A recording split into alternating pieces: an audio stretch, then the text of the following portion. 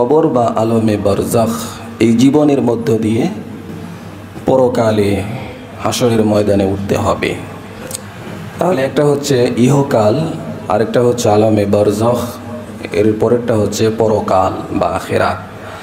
এই তিনটা ধাপ প্রত্যেকের জীবনেই আসবে। এটা নবী, রসুল, সাহাবায়ে কেরাম এবং সাধারণ মুসলমান, মুমিন, কাফের সবার জীবনেই এই তিন ধাপ। একটা হচ্ছে ইহকাল, আমরা যেই কালে আছি এখন যে বসবাস করতেছি এইটা। 2 নম্বর হচ্ছে আলমে বারজাখ, মরণের পরে কোথায় যাব।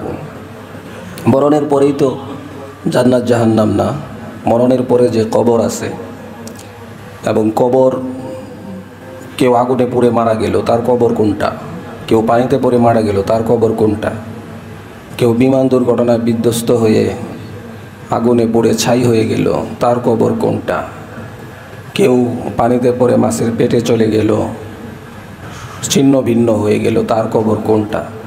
তো এই সবার কবর হচ্ছে আলমে বারজাখ, ওয়া মিন ওয়ারাইহিম বারজাখুন ইলা ইয়াউমি ইউবাসুন। আল্লাহ তাআলা বলছেন যে এরপরেই হচ্ছে আলমে বারজাখ, অর্থাৎ সেটা কবর নামেও হইতে পারে, কিন্তু যারা কবরে গেল না নির্দিষ্টভাবে তাদের জন্য আলমে বারজাখ আছে। অন্যথায় কবর না দিল, যেরকম হিন্দুরা কবর দেয় না, তো তার শরীরকে পুড়িয়ে দেয়। এখন পুড়িয়ে দেওয়ার দ্বারাই কি একটা মানুষ জাহান্নামের আগুন থেকে, আল্লাহর শাস্তি থেকে মুক্তি পেয়ে যাবে? এরকম কখনোই হতে পারে না। সে পড়ুক, সে পানিতে পড়ুক, সে যেমনিই মারা যাক, তাকে আলমে বারজাখ সেখানে যেতেই হবে। এটা হচ্ছে মানুষের দ্বিতীয় ধাপ। এরপরে হচ্ছে পরকাল। তো আলমে বারজাখ মরণের পরেই যেটা, সেই সম্পর্কে কোরআনে কারিমে আয়াত রয়েছে, হাদিসে রাসূল সাল্লাল্লাহু আলাইহি ওয়াসাল্লাম বিভিন্ন পন্থায় হাদিস ইরশাদ করেছেন। তো অনেকে আছে যে আসলে কবর আছে কি নাই, বা কবর থাকলে কবরের শাস্তি আছে কি না। তো এরকম প্রশ্নের কোনো সুযোগ নাই। কবর তো সেটাই, শুধুমাত্র মুগদামান্ডার কবরস্থান এইটাই কবর না, তারপরে আমাদের এলাকায় বাঁশঝাড়ে বাড়ির পিছনে এই কবরই কবর না, এইটাও কবর। সাধারণভাবে যাদেরকে কবর দেওয়া হয়, সমাহিত করা হয়, এটা তো একটা কবর। আরেকটা হচ্ছে যে সাধারণভাবে যাদের শরীর মাটিতে রাখা গেল না, কবরে রাখা গেল না, তারা কোথায় যায়? তারা যেখানে যায়, কবরে রাখলে সেও সেখানে যায়। সেটাই হচ্ছে আলমে বারজাখ। এটা থেকে কেউ নিষ্কৃতি পেতে পারবে না। একটা মানুষের মরণের পরে তার কবরের মধ্যে ফেরেশতা আসে, বুখারীর হাদিস। ফেরেশতা এসে তাকে জাগ্রত করে এবং তাকে জিজ্ঞেস করে, মার রব্বুকা, তোমার রব কে? সে যদি বলতে পারে রব্বি আল্লাহ, আর অন্যথায় যদি বলতে না পারে সে বলবে লা আদরি, আমি তো জানি না। এরপরে বলবে মান দীনুকা, তোমার দিন কি? দীনি আল ইসলাম। এরপরে প্রশ্ন করা হবে মান হাযার রাজুল, এই লোককে, রসুলকে দেখিয়ে জিজ্ঞেস করা হবে। সে যদি সুন্নতের অনুসারী হয় তাহলে তো বলতে পারবে, অন্যথায় সে বলবে লা আদরি, আমি তো চিনি না, আমি তো জানি না। তো এরপরে যদি সে উত্তর দিতে পারে তাহলে তার কবরের মধ্যে 70 গজ প্রশস্ত জান্নাতের বিছানা বিছিয়ে দেওয়া হবে এবং তাকে আগে জাহান্নামের দৃশ্য দেখানো হবে। বলা হবে যে তুমি যদি এই প্রশ্নের উত্তর না পারতে তাহলে তোমার ঠিকানা ছিল এটা, তুমি যেহেতু পারছো এজন্য এখন তোমার ঠিকানা হচ্ছে জান্নাত, এবং জান্নাতের নাজ নিয়ামত তোমার কবরের মধ্যে এখন থেকে আসতে থাকবে। তোমাকে আল্লিয়িনে নিয়ে যাওয়া হবে। এরপরে হচ্ছে সিজ্জিন, অর্থাৎ রূহকে ইল্লিয়িনে নিয়ে যাওয়া হয় যারা ভালো মানুষ, তাদের মুমিন বান্দার। আর কারো রূহকে সিজ্জিনে ঢুকিয়ে দেওয়া হয় যারা গুনাহগার পাপী, তাদেরকে, তাদের রূহকে সিজ্জিনে ঢুকিয়ে দেওয়া হয়, কিন্তু বডি কবরেই থাকে। আর যার দেহ ছিন্ন ভিন্ন হয়ে গেল, তো রূহ তো ঠিকই আছে, এবং সেই অবয়ব আল্লাহ তাআলা যেখানে ইচ্ছে সেখানে তৈরি করবেন, সেভাবে তাকে শাস্তি দেওয়া হবে। অর্থাৎ শাস্তি থেকে মৌকুফ পাওয়ার, নিষ্কৃতি পাওয়ার কোনো উপায় নাই। যে যত বড় বাহাদুরি হোক, পৃথিবীতে এমন কোনো বাহাদুর নাই যে অন্যায় করছে তার শাস্তি হয় নাই, আজকে হয় নাই, কিন্তু হাসরের ময়দানে, বিচারের পরে, কবরে, হাসরে, এগুলিতে জাহান্নামে অবশ্যই তাদেরকে শাস্তি দেওয়া হবে। অর্থাৎ শাস্তি তাকে পেতেই হবে যদি সে অপরাধী হয়ে থাকে।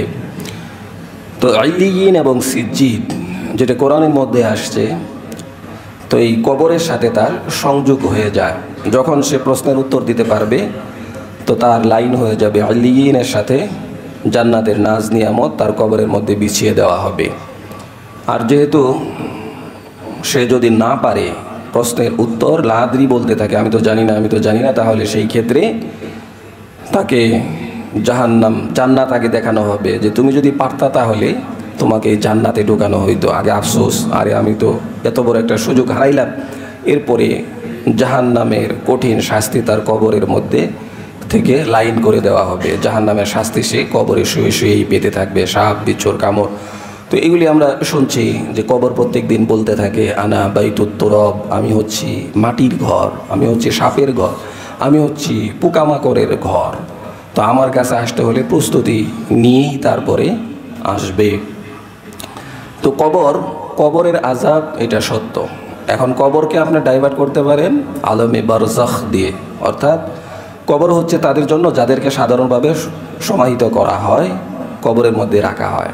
আর যারা পড়ে গেল, যারা পানিতে পড়ে গেল, যাদের শরীর ছিন্ন ভিন্ন হয়ে গেল, তাদেরকে তো ডাইরেক্ট কবর দেওয়া হচ্ছে না, তাদের লাশই নাই, কবর কেমনে দেওয়া হবে? কিন্তু আলমে বারজাখ, ওই কবরবাসীকেও আলমে বারজাখ আগে রাখা হয়, আর যারা এভাবে মরলো তাদেরকেও আলমে বারজাখে রাখা হয়। এই জন্য এই কথার কোনো সুযোগ নাই যে কবরের শাস্তি নাই। আলমে বারজাখের শাস্তি কবরের শাস্তি। আর কেউ ছিন্ন ভিন্ন হয়ে গেল, তাকে আর শাস্তি দেওয়া হবে না। সে নিষ্কৃতি পেয়ে গেল, তাকে পুড়িয়ে ফেললো, সে ছাই হয়ে গেল, তাকে আল্লাহ তাআলা খুঁজে পাবেন না, এরকম কোনো কিছু না। অর্থাৎ তাদের সকলকেই আল্লাহ তাআলা পুনরুত্থিত করবেন, পুনরায় জীবন দান করবেন এবং শাস্তির বিচারের সম্মুখীন করবেন। আল্লাহ তাআলা বলছেন আফালা ইয়ালামু ইযা বু'সিরা মা ফিল কুবুর, যে তারা কি জানে না মা ফিল কুবুর, যে যখন কবর থেকে তাদেরকে উঠানো হবে, অর্থাৎ পুনরুত্থিত করা হবে, তাদেরকে উঠানোই হবে, পুনরুত্থিত করা হবে। এটা অনেকেই বিশ্বাস করে না, যে না দুনিয়াতে যা করছি, ভালো কাজ করলে ভালোটা করলাম, খারাপটা করলে খারাপটা করলাম, কিন্তু আর কোনো বিচার নাই, এইটাই শেষ। তো যারা এইটা বিশ্বাস করে তাদেরকে আপনি আইন আদালত কোনো কিছু দিয়েই তাদেরকে আপনি ঠেকাইতে পারবেন না, কারণ সে তো পুনরায় জীবিত হওয়াকে বিশ্বাসই করে না। সে যদি বিশ্বাস না করে তাহলে সে ঈমানদারি না, কারণ আখিরাত বিষয়ক অনেক আয়াত, সে যদি এক আয়াত অস্বীকার করে তাহলেই সে তো কাফের, আর যদি সে এরকম অনেক আয়াত অস্বীকার করে তাহলে তো সে অবশ্যই কাফের। অন্য আয়াতে আল্লাহ তাআলা বলেন ওয়া আন্না সাআতা আতিয়াতুল লা রাইবা ফিহা ওয়া আন্না আল্লাহা ইয়াবআথু মান ফিল কুবুর। কবর নিয়ে ডাইরেক্ট 5টা আয়াত, যে ডাইরেক্ট কবর শব্দ আসছে কোরআনের মধ্যে। ওয়া আন্না সাআতা আতিয়াতুল লা রাইবা ফিহা, নিশ্চয়ই কিয়ামত সংগঠিত হবে, সূরা হজ, এতে কোনো সন্দেহ নাই। কিয়ামত সংগঠিত হবে, লা রাইবা ফিহা, এর মধ্যে কোনো সন্দেহ নাই। ওয়া আন্না আল্লাহা ইয়াবআথু মান ফিল কুবুর, এবং অবশ্যই তাদেরকে কবর থেকে উঠানো হবে, পুনরায় জীবিত করা হবে, এতেও কোনো সন্দেহ নাই। তাহলে কিয়ামত সংগঠিত হবে এটাও নিশ্চিত, এতেও কোনো সন্দেহ নাই। তাদেরকে কবর থেকে উঠানো হবে এটাও নিশ্চিত, এতেও কোনো সন্দেহ নাই। কবর থেকে উঠানো হবে। অন্য আয়াতের মধ্যে আল্লাহ বলছেন সূরা ফাতির ওয়া মা ইয়াস্তাবিল আহইয়া ওয়াল আমওয়াত ইন্নাল্লাহা ইউসমিউ মান ইয়াশা ওয়া মা আনতা বিমুসমিউন মান ফিল কুবুর, যে জীবিত এবং মৃত এক হইতে পারে না। অন্ধ আর যে অন্ধ না, সে চক্ষুওয়ালা, সে এক হইতে পারে না। জীবিত এবং মৃতও এক হইতে পারে না। ইন্নাল্লাহা ইউসমিউ মান ইয়াশা, আমি যাকে ইচ্ছা তাকে শোনাইতে পারবো। ওয়া মা আনতা বিমুসমিউন মান ফিল কুবুর, আর হে রাসূল আপনি যারা কবরবাসী আছে তাদেরকে আপনি শোনাইতে পারবেন না। অর্থাৎ কাফেরদের অন্তর এরকম হয়ে গেছে যে তারা নিজেরা অন্ধ হয়ে গেছে ইসলামের কথা না শোনার কারণে, এবং তাদের চোখ অন্ধ হয়ে গেছে। তাদেরকে আপনি যতই শোনাইতে চান সে বধিরের মতো, সে শুনবে না। সে কেমন যেন কবরের মধ্যে আছে, অর্থাৎ কবরবাসীদেরকে যেরকম কোনোভাবেই শোনানো যায় না, এমনিভাবে তাদেরকেও শোনানো যাবে না। তারা শুনবে না, তারা কবরের মধ্যে আছে। কবরবাসী এরকম শুনতে পারে না। অন্য আয়াতের মধ্যে আল্লাহ তাআলা বলছেন, ইদাস সামাউ ফাতারাত ওয়া ইদাল কাওয়াকিবু তাসারাত ওয়া ইদাল বিহারু ফুজ্জিরাত ওয়া ইদাল কুবুরু বুসিরাত আলিমাত নাফসুম মা কদ্দামাত ওয়া আখারাত ইয়া আইয়ুহাল ইনসান মা গাররাকা বিরাব্বিকাল কারীম। ইদাস সামাউ ফাতারাত, যেদিন আসমান ফেটে পড়বে, ওয়াইদাল কাওয়াকিবু তাসারাত, এবং নক্ষত্র রাজি যেগুলি আছে এগুলিও ঝুলে পড়বে, খসে পড়বে। ওয়াইদাল বিহারু ফুজ্জিরাত, এবং সমুদ্র উদ্বেলিত হবে, সমুদ্র উদ্বেলিত হয়ে যাবে, ঢেউ কেমন যেন পৃথিবীর উপরে আশ্রে পড়বে। ওয়াইদাল কুবুরু বুসিরাত, এবং কবরবাসীদেরকে আবার পুনরুজ্জীবিত করা হবে। আর বলা হবে, আলিমাত নাফসুম মা কদ্দামাত ওয়া আখারাত, তোমার আমল কি, যা তুমি করেছ এবং রেখে আসছো, আমলটা কেমন। ইয়া আইয়ুহাল ইনসান, হে মানুষেরা, মা গাররাকা বিরাব্বিকাল কারীম, তোমাকে কে ধোঁকায় ফেললো তোমার প্রভু সম্পর্কে। আল্লাহ আছে না নাই, এই সম্পর্কে কে তোমাকে ধোঁকায় ফেলে দিল? তোমার আমল সম্পর্কে কে তোমাকে ধোঁকায় ফেলে দিল? আল্লাহ যে এত মহান, আল্লাহ এত শক্তিশালী, সেই সম্পর্কে কে তোমাকে ধোঁকায় ফেলে দিল? ধোঁকায় কেমনে বললাম? কেমনে ধোঁকায় বললাম? কোন নেতার পিছনে যাইয়া ধোঁকায় পড়লা?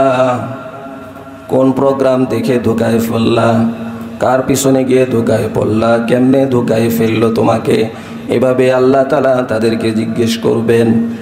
এই জন্য কবর থেকে উঠানোই হবে, এতে কোনো মিস নাই। ওয়াইদাল কুবুরু বুসিরাত, যখন কবর থেকে কবরবাসীদেরকে উঠানো হবে, কবর থেকে উঠানো হবে এবং কবরে যাইতেই হবে, এতে কোনো সন্দেহ নাই। কবর এত মারাত্মক জায়গা যেখানে থাকতেই হবে। হযরত উসমান রাদিয়াল্লাহু তাআলা আনহু কবরের কথা শুনলেই কাঁদতেন। সাহাবায়ে কেরাম জিজ্ঞেস করলেন, হে উসমান, জান্নাত জাহান্নামের আলোচনা শুনে আপনি এত কান্নাকাটি করেন না, কিন্তু কবরের কথা শুনলেই শুধু কাঁদেন আর কাঁদেন, কারণ কি?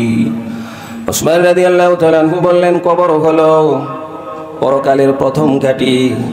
যে ব্যক্তি এই ঘাঁটি পার করতে পারল, সে তারপরের ঘাঁটিগুলিও পার হইতে পারবে।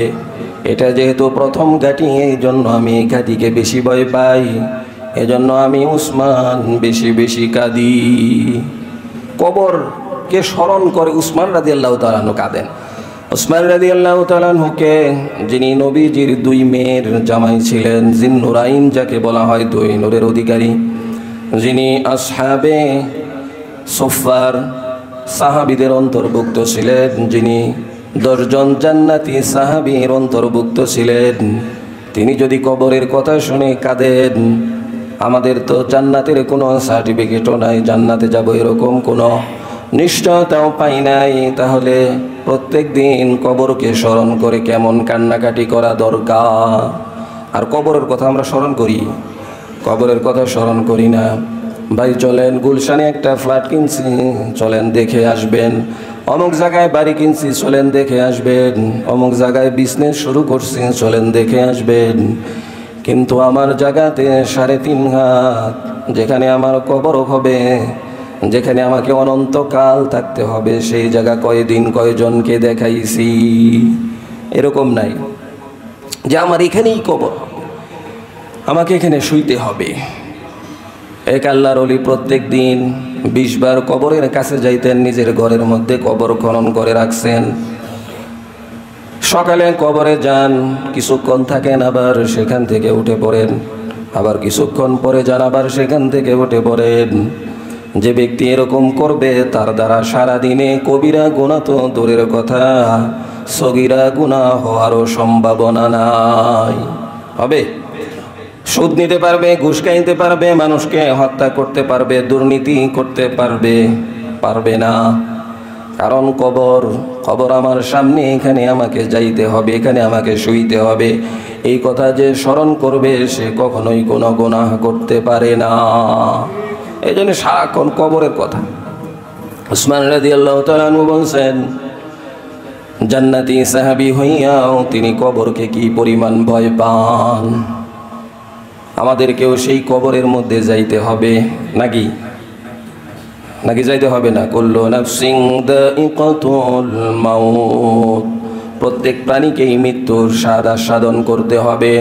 ইযা জাআ আজালুহুম লা ইস্তাখিরুনা সাআতাও ওয়া লা ইস্তাকদিমুন, মৃত্যুর সময় আসলে 1 মিনিট এদিক সেদিক হবে না, মৃত্যু হবেই হবে। মাইলস্টোন স্কুলে ওই দিন যদি আর 10 মিনিট আগে স্কুলটা ছুটি হইয়া যাইত তাহলে এত হতাহতের খবর হইতো না, কিন্তু হবে এরকম। তাই জন্য যখন যার মৃত্যু যেখানে সেটা হবেই।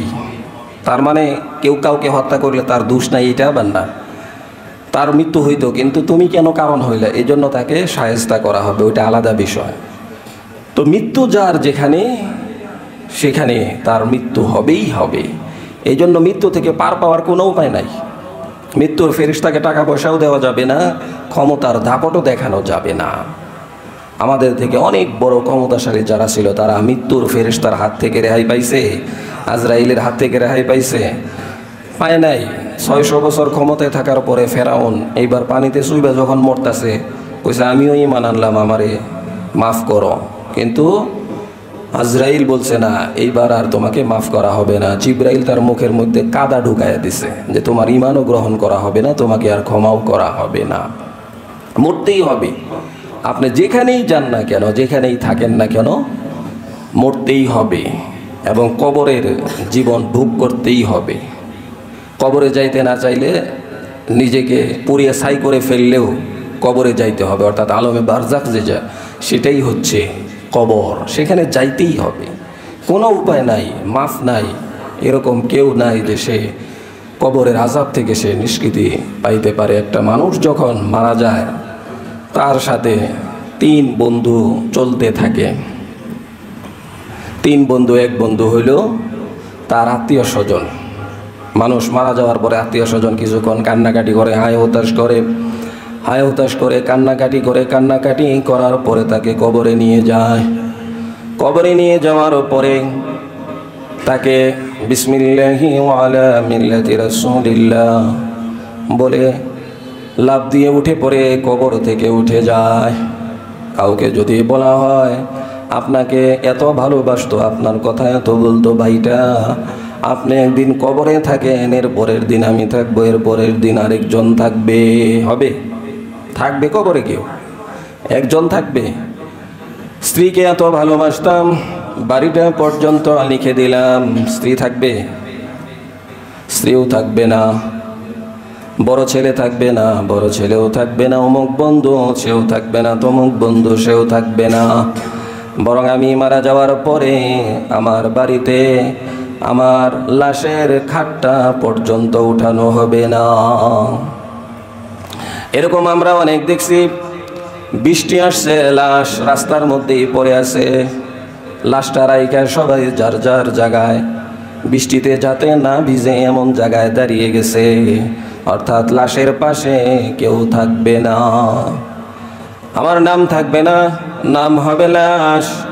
অমুক কখন আসছে এটা বলা হবে না, বলা হবে লাশ মসজিদের সামনে আসছেনি, জানাজা কখন হবে।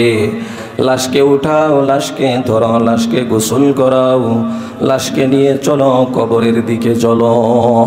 নামটা পর্যন্ত পাল্টে যাবে, নামটা হয়ে যাবে আমার লাশ। লাশ, মাইয়েতকে ধরো, মাইয়েতকে উঠাও, মাইয়েতকে কবরে শোয়াও, এইটা বলা হবে। তো যে আত্মীয় স্বজনের জন্য এত ফাইট করি, যে আত্মীয় স্বজনের জন্য এত কান্নাকাটি, এত মায়া মহব্বত, সে আত্মীয় স্বজন আমার মৃত লাশটা ঘরের মধ্যে একদিনও রাখবে না। কয় ভয় পাই। আগে বলতো আপনি কোথায় গেলেন, একা একা ঘরের মধ্যে থাকলে ভয় লাগে। আর এখন আপনি আছেন কিন্তু লাশ হয়ে আছেন, এখন আপনি নিজেই থাকলে বিবি বলে এই লাশ থাকলে আমার ভয় লাগবে, আমার ঘুম আসবে না। আপনার ঘরে তো আপনিই থাকতে পারবেন না, তাহলে কিসের এত কারাকারি, কিসের এত বাড়াবাড়ি? আপনি নিজেই তো থাকতে পারতেছেন না এবং একদিনও রাখতে রাজি না। অনেকেরই লাশ দেখছি মসজিদের বারান্দাতেই পড়ে আছে, অথবা বিভিন্ন কোম্পানিকে দিয়ে দিছে, বাসায় নেওয়ার প্রয়োজন পর্যন্ত মনে করে না, বাসায় নিবেও না। হাসপাতালে গেছেন চিকিৎসা হওয়ার জন্য, হঠাৎ করে ইন্তেকাল হয়ে গেল। এত মহব্বত, এত ভালোবাসা, এত মায়া কোথায় গেল? মুহূর্তেই সমস্ত ভালোবাসা উঠে গেল।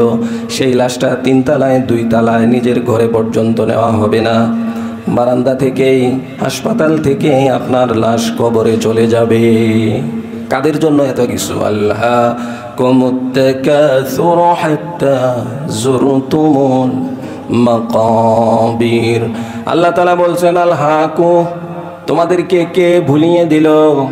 তাকাসুর, তাকাসুর মানে হচ্ছে সম্পদের প্রাচুর্যতা, সম্পদের প্রতিযোগিতায় তোমাদেরকে ভুলিয়ে দিয়েছে আখিরাতকে। হাত্তা যুরতুমুল মাকাবির, কবরে যাওয়া পর্যন্ত তোমাদেরকে সব কিছু ভুলিয়ে দিয়েছে। সব ভুলিয়ে দিছে। কিসে ভুলিয়ে দিছে? সম্পদের প্রাচুর্যতা, সম্পদের প্রতিযোগিতা, সব কিছু ভুলিয়ে দিছে। আমার কবর ভুলাই দিছে, আমার আখিরাত ভুলাই দিছে, আমার হাসর, মিজান, ফুলসিরাত, জান্নাত, জাহান্নাম সব কিছু ভুলাই দিছে। সম্পদের প্রাচুর্যতা, সম্পদের প্রতিযোগিতা, আমি সব কিছু ভুলে গেছি। কোন পর্যন্ত? কবরে যাওয়া পর্যন্ত।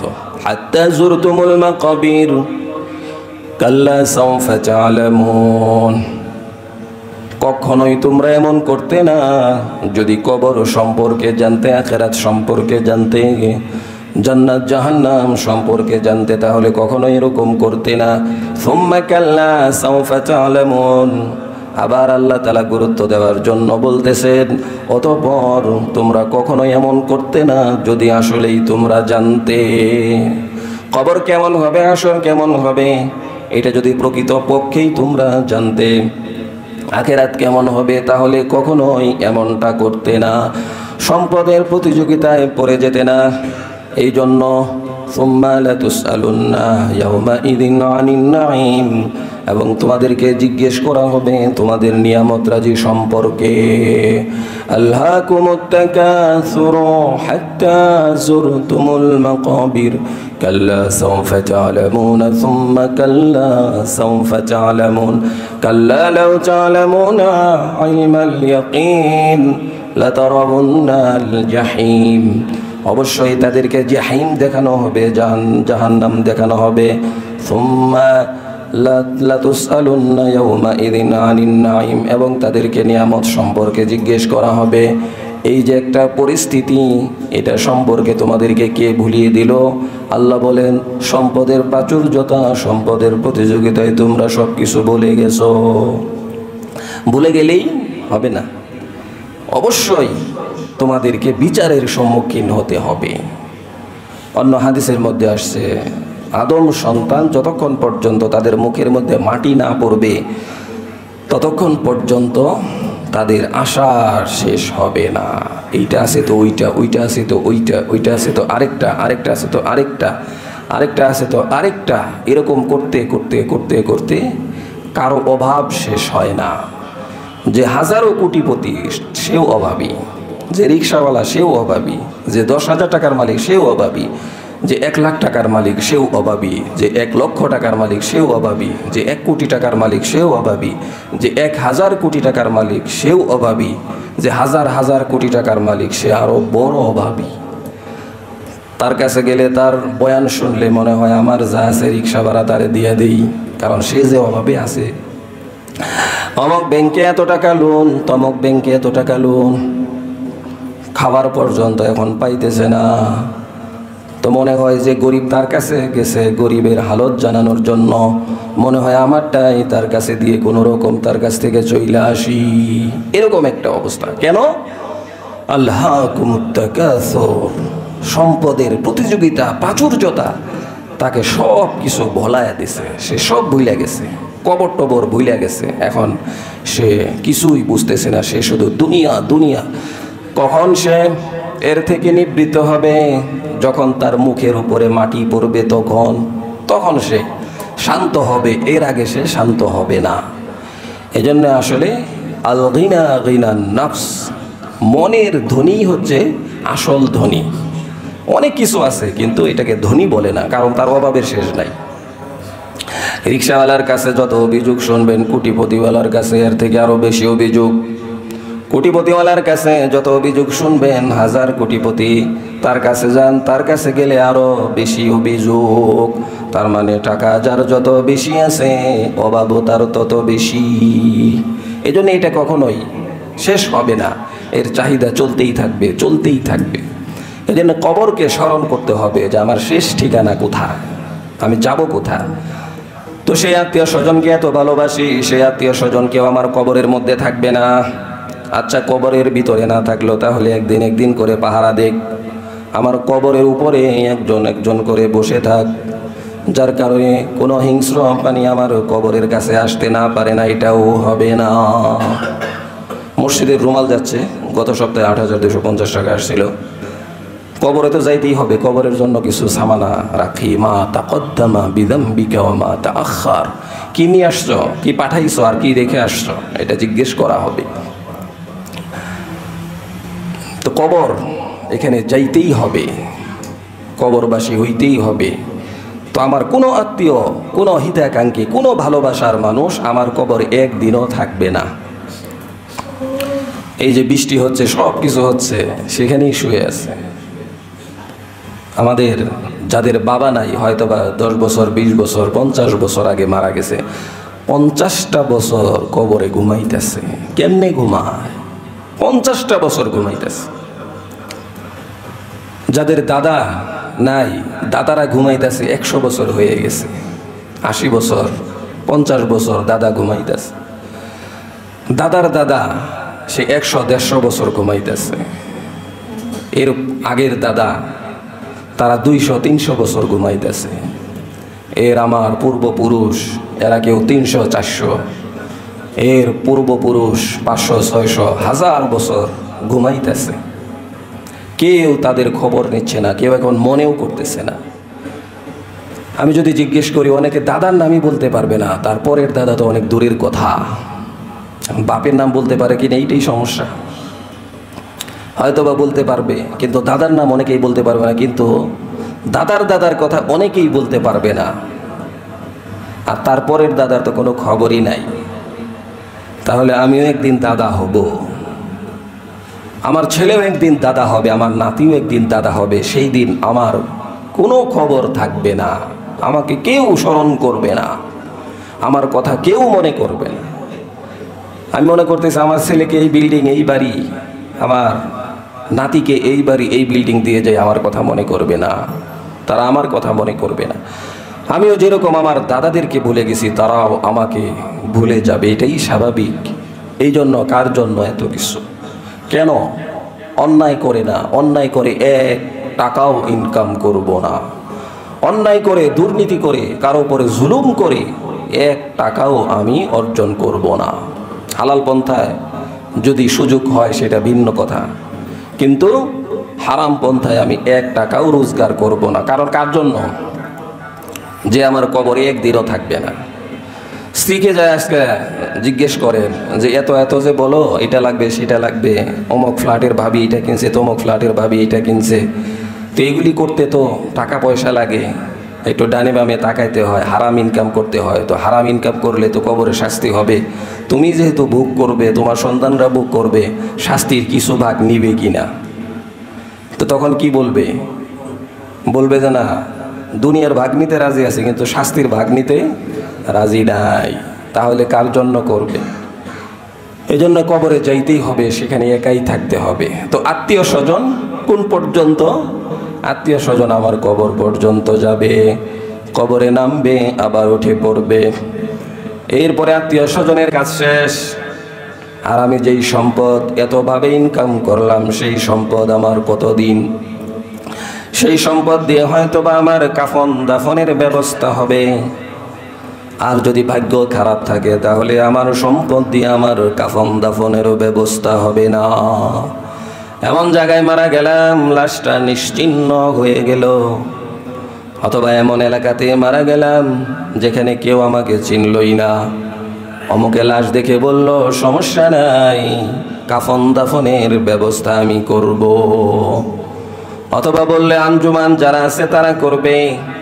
আমার হাজারো কোটি টাকা টাকার জায়গায় পড়ে রইল, আমার লাশের দাফন কাফনের ব্যবস্থা আমার টাকা দিয়ে হইল না। তাহলে কিসের জন্য এত বাড়াবাড়ি? তাহলে আমার সম্পদ কবরে যাওয়ার আগেই সে বিদায় নিল। আমার আত্মীয় স্বজন কবর পর্যন্তই আমার থেকে বিদায় নিল, অথচ এই দুই বন্ধুকে আমি বন্ধু মনে করতাম, আত্মীয় স্বজন। আমি অমুকের ছেলে, অমুকের বেটা, অমুকের নাতি, অমুকের বন্ধু, এত বাহাদুরি করতাম যে আত্মীয় স্বজন নিয়ে সেই আত্মীয় স্বজন আমার থেকে অতি তাড়াতাড়ি বিদায় নিয়েছে। আমি যেই সম্পদের বাহাদুরি করতাম সেই সম্পদও আমার কাছ থেকে বিদায় নিয়েছে। এবার যেই বন্ধুকে আমি কোনো পাত্তাই দিতাম না সেই বন্ধু আমার সাথে থাকবে, সেই বন্ধু হলো নেক আমল। নেক আমল হচ্ছে আমার তৃতীয় বন্ধু। এখন সেই বন্ধুই আমার থাকবে আমার সাথে, কিন্তু সেই বন্ধুকে তো আমি পাত্তাই দিতাম না। নামাজ ঠিক মতো পড়তাম না, যাকাত ঠিক মতো দিতাম না, ভালো কাজ ঠিক মতো আমি করতাম না, নেক আমল আমি করলে করতাম, না করলে না করলাম, এরকম অবস্থা। তাহলে সেই নেক আমল আমাকে কদ্দুর নিতে পারবে?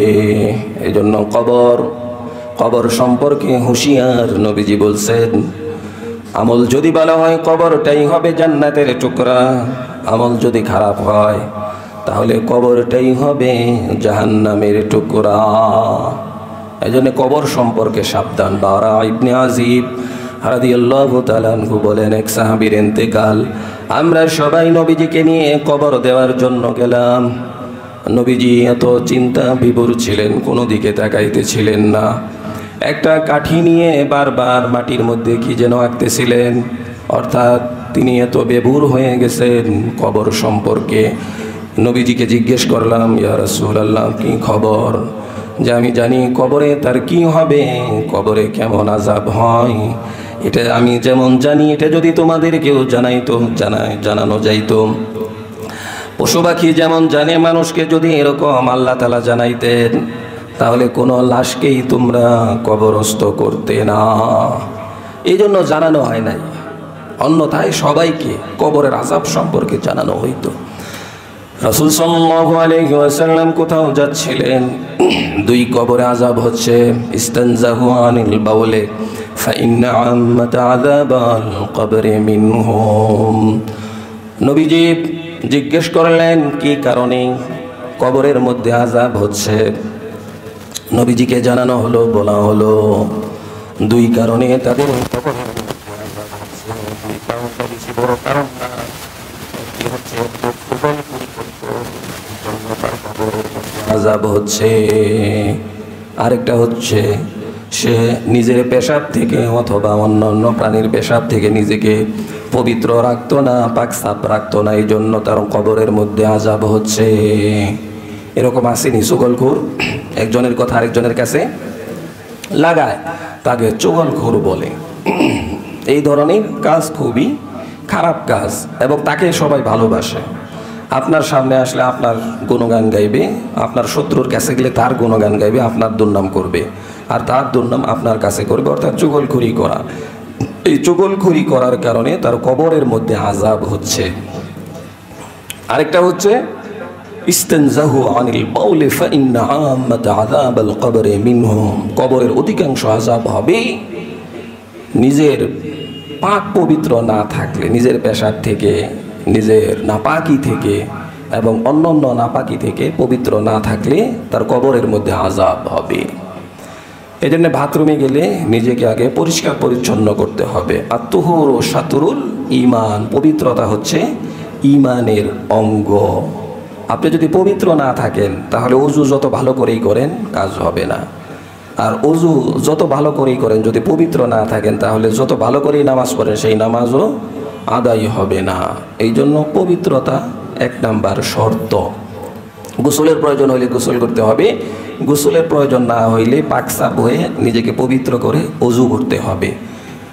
বাথরুমের ব্যাপারে আমরা অনেকেই উদাসীন, হয়তোবা কেউ টয়লেট ব্যবহার করি, কেউ টয়লেট ব্যবহার করি না, কেউ ঠিকমতো টয়লেট ব্যবহার করি না। যে আমার কতটুকু টয়লেট ব্যবহার করা উচিত, কতটুকু সময় নেওয়া উচিত। দেখা যায় যে বসলাম আর উঠে পড়লাম, একটু পানি ব্যবহার করলাম, এখন এরপরেও যে আমার কোনো কিছু পড়তে পারে, পেশাব গায়ে লাগতে পারে, কাপড়ে লাগতে পারে, এই চিন্তাটা করি না। এই জন্য সময় দিয়ে তারপরে পেশাব পায়খানা করা উচিত। অন্যথায় দেখা যাবে যে টপকিয়ে ফোঁটা ফোঁটা করে যদি আমার শরীরের মধ্যে অথবা পোশাকের মধ্যে লাগে, আর সেই পোশাক পরেই যদি আমি নামাজ আদায় করি, তাহলে কেমনে নামাজ আদায় হবে? এই জন্য সময় নিয়ে বাথরুমে যাওয়া, একটু সময় নিয়ে হলেও। এখন আপনি 40 কদম হাঁটবেন না 20 কদম হাঁটবেন না 100 কদম হাঁটবেন না উঠবেন না বসবেন, বাথরুমের মধ্যে যা ইচ্ছা আপনি তাই করেন, সেটা তো আরেকজনের দেখার বিষয় না। তো অর্থাৎ আপনি যাতে নিজের মন থেকেই প্রশান্তি পান, যা সাক্ষী দেয় আপনার মন যে হ্যাঁ আমি পবিত্র হয়েছি, এখন আর কোনো কিছু ঝরার অবকাশ নাই, এই পরিমাণ সময় নিয়ে পবিত্র হয়ে এরপরে বাথরুম শেষ করা উচিত। ইস্তেনজাহু আনিল বাউলি ফাইন্না আম্মাতা আযাবাল কবরি মিনহুম, কারণ কবরের অধিকাংশ আযাব হবে নাপাকি থেকে নিজেকে পবিত্র না রাখলে। আমাদের সন্তানদেরকে আমরা পাক পবিত্রতা শিক্ষা দেই না। আমার ছোট সন্তান, বড় সন্তান যারা আছে, এরা কয়জনে ঢিলা কলুক ব্যবহার করে। 40 বছর বয়স থেকে নামাজ পড়ব, এখন ওই সময় থেকেই পবিত্রতা। এর আগে পেশাব করার পরে আর পানি নেওয়ার খবর নাই। কেমনে খবর থাকবো? দেয়ালের মধ্যে শুরু করে দিছে, অমুক বাজারের মধ্যে শুরু করে দিছে, তমুক জায়গায় শুরু করছে। হুজুরদের পকেট ছাড়া আর অধিকাংশ মুসল্লি ছাড়া কার পকেটে টিস্যু আছে কোন? তো কয়জনের পকেটে টিস্যু রাখে? তাই টিস্যু ছাড়া সে কেমনে ইস্তেঞ্জা করে? টিস্যু ছাড়া সে কেমনে বাথরুম সারে? টিস্যু ছাড়া সে কেমনে এই কাজ সারবে? তো কয়জন যুবকের পকেটে টিস্যু আছে? অধিকাংশ যুবকের পকেটে কি নাই?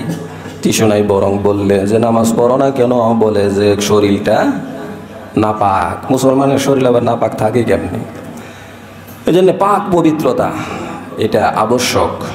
পবিত্রতা অর্জন করতেই হবে, পবিত্র থাকতে হবে। কারণ আমি আপনি জানি না কখন ইন্তেকাল হয়ে যায়। এই জন্য সবসময়ই পবিত্র থাকা, ওযু করা, অপবিত্র হয়ে গেলে ওযু করা, যেন পবিত্র থাকতে হবে। কারণ কবরের আযাব এই কারণে হয়ে থাকে। আর রাসূল সাল্লাল্লাহু আলাইহি সাল্লাম নিজেও কবরের আযাব থেকে মুক্তি চেয়েছেন। আল্লাহুম্মা ইন্নী আউযু বিকা মিন আযাবি জাহান্নাম ওয়া আউযু বিকা মিন আযাবিল কবর ওয়া আউযু বিকা মিন আযাবিল কবর ওয়া আউযু বিকা মিন আযাবিল কবর। রাসূল সাল্লাল্লাহু আলাইহি সাল্লাম সকালে এবং বিকালে বারবার পড়তেন। নবীজির কবরে কখনোই আযাব হবে না, তারপরেও রাসূল পড়ছেন। সাহাবীরা জান্নাতি সার্টিফিকেট পাওয়ার পরেও এগুলি পড়ছেন। আর আমাদের কাজের যে ধরন, আমলের যে ধরন, জান্নাত পাবো না জাহান্নাম পাবো নিজেরা একটু চিন্তা করতে পারি, তারপরেও এগুলির ধারে কাছেও নাই। আল্লাহুম্মা ইন্নী আউযু বিকা মিন আযাবি জাহান্নাম। রাসূল বলছেন, হে আল্লাহ, জাহান্নামের আগুন থেকে আমাকে আপনি মাফ করেন, নিষ্কৃতি দেন, মুক্তি দেন। ওয়া আউযু বিকা মিন আযাবিল কবর, এবং কবরের আযাব থেকে আমাকে আপনি হেফাজত করুন। কবরের আযাব থেকে রাসূল সাল্লাল্লাহু আলাইহি ওয়াসাল্লাম নিজে নিষ্কৃতি চাইছেন। তাহলে কবরের আযাব সত্য। অনেকেই বলে যে কবরের আযাব নাই, মানে কবর মানে হলো আলমে বারজাখ, এটাই, অর্থাৎ যারা মারা গেল না। এখন বলে যে কবর যদি বলি তাহলে তারা বলবে যারা পুড়ে মারা গেল, পানিতে পড়ে মারা গেল, তাদের শরীর ছিন্ন ভিন্ন হয়ে গেল, তাদের কি? এখন তারা কয়জন? আর স্বাভাবিক মরণ মরে কয়জন? স্বাভাবিক মরণই তো বেশি। স্বাভাবিক মরণের পরে তাদেরকে কবরস্থ করা হয়, আর ওরকম দুর্ঘটনা ঘটে গুটি কয়েকটা। তো তাদের জন্য পুরো কবরকেই অস্বীকার করা, এটা ফাজলামি ছাড়া আর কিছু না। ওই যে একজন আছে অধ্যাপক মুজাম্মেল বরিশালের, হে খুঁজা বের করছে যে কবরের আযাব নাই, নানান কাহিনী আর কি। এখন গতানুগতিকভাবে উলামায়ে কেরাম যেটা বলে সেটা বললে তো আর ভাইরাল হওয়া যায় না। এখন আমি যদি একটু সাইড করে না বলি, একটু যদি আকর্ষণীয়ভাবে না বলি, তাহলে তো ভাইরাল হওয়া যায় না। তো ভাইরাল হওয়ার জন্য এই সমস্ত কথাবার্তা আর কি। এরকম আছে অনেকেই যে কবরের আযাব নাই এই কথা বলতে চায়, অথচ বুখারীর হাদিস যে কবরের মধ্যে প্রশ্ন করা হবে, এরপরে তাদের ঠিকানা জান্নাত অথবা জাহান্নাম থেকে তাদের লাইন করে দেওয়া হবে। এগুলি সহিহ হাদিস। এখন সে যদি হাদিসই মানতে না চায় তাহলে কি করার আর আছে? হাদিস না মানা মানে কোরআন না মানা।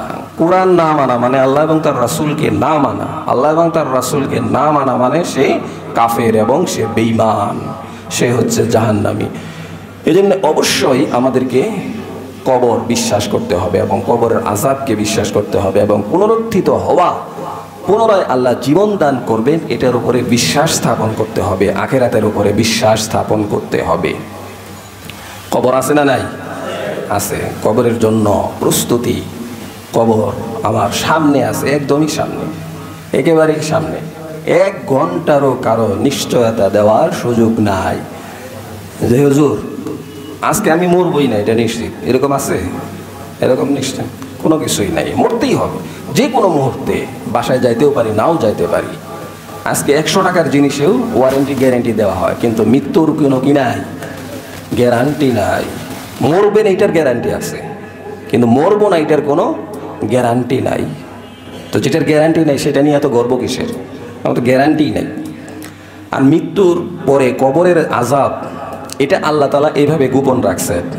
যেরকম আপনি শুয়ে ঘুমাইতেছেন, ঘুমায় স্বপ্ন দেখতেছেন আমেরিকা চলে গেছেন, আমেরিকা চলে যায় মার্কেট করতেছেন, অনেক কিছুই করতেছেন। আর এদিক দিয়ে কতক্ষণ পরে আপনার বিবি এসে আপনাকে ডাক দিল, কান্নাকাটি করতেছে যে ঘরের মধ্যে চাউল নাই, কান্নাকাটি করতেছে। অথচ আপনি আমেরিকা দিয়ে মার্কেট করতেছেন, ঘুরতেছেন। এখন যদি বলেন যে আমি আমেরিকা দিয়ে ঘুরতেছি আর তুই চাউল নাই, এটা হইলো? তো সেটা আপনার ঘুমের মধ্যে। আপনি আমেরিকা ঘুরতেছেন কিন্তু এদিক দিয়ে চাউল নাই, রান্না করার চাউল নাই, আপনার বিবি কাঁদতেছে। তো সে কিন্তু আপনার সম্পর্কে জানে না যে আপনি আমেরিকা গেছেন গা, কিন্তু আমেরিকা যাওয়াটা আপনার সত্য, আপনি ঠিকই গেছেন স্বপ্নের মাধ্যমে, কিন্তু বিবি জানতেছে না। তো কবরের আযাবটা হচ্ছে এরকম। অথবা স্বপ্নের মধ্যে আপনি দেখতেছেন বাঘ আপনারে দৌড়াইতেছে, অমুকে আপনারে হামলা করতেছে, সে চাকু নিয়ে আপনাকে দৌড়ানি দিছে, আপনাকে এখনই হত্যা করে ফেলবে। এর মধ্যে আপনি স্বপ্নে খুব কান্নাকাটি করতেছেন, বিবি এসে ডাক দিছে, আরে উঠো, চলো বেড়াইতে যাও। বেড়াইতে যাবো মানে আমি তো অমুক জায়গায়, তুমি আমারে বাঁচাইছো, যদি জাক না দিতে তাহলে তো ছুরি দিয়ে এখনই আমারে মেরে ফেলতো, তুমি আমারে বাঁচাইছো। তো সে কেমনে বাঁচাইছে? যে ঘুম থেকে জাগ্রত করে। সে জানে না যে স্বামীর কি অবস্থা হচ্ছে। তো জাগ্রত ব্যক্তি যেরকম ঘুমন্ত ব্যক্তির অবস্থা জানে না, যারা মরে নাই তারা জানে না যারা মরছে তাদের কবরের কি অবস্থা। এই জন্য অবস্থা ঠিকই হচ্ছে, কিন্তু কেউ জানতেছে না, আমরা বুঝতেছি না। স্বপ্ন এই জন্যেই, কবরের আযাবকে প্রমাণ করার জন্যই আল্লাহ তাআলা স্বপ্নের ব্যবস্থা করছেন। এই জন্য এটাকে এদিক সেদিক করার কোনো উপায় নাই যে